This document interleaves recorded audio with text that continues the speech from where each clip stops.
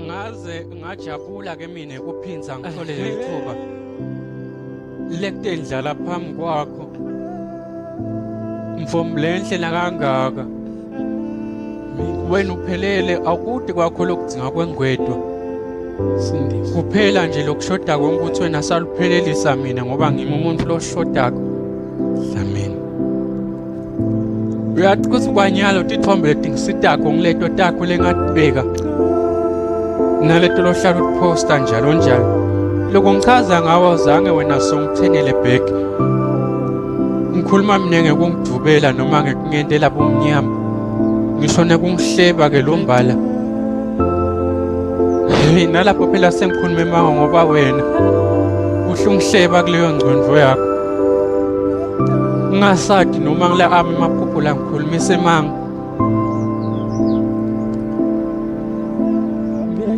ngiyacela ke Nkosi sanungisinzisa kunayi ihlupheko lenkuyo emine kuhlala ngicabanga ngawo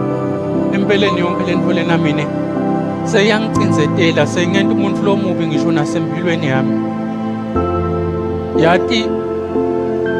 angisakhoni mina ukukhulumisa labanye noma sengibakhulumisa sekwenda nje futhi kanjalo ke nekuchitha isikhathi empeleni mina phela ngibona wena uliphakadze lami angisakhulumi bekona noma sokhuluma lenhliziyo yami ishayela phasi nangikhuluma nawe efonini mina ngikuvusela ayikhona kimi kucuma lamanye magadze uhlabelela letinye ingoma injabulo lebasenhliziyweni yami yahluka nelanga lami nje njalo ke futhi liyahluka lengizama ngikusho ukuthi wena empilweni yami umcokwa lengakujabulela ukuthi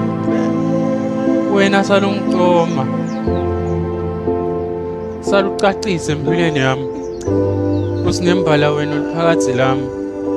ngiyacela ke sale sicala kabusha ngiyacela Nkosi hey Dlamini ubuyicelile usuyitholile Mavis sindiswa Dlamini uFANAMGO hey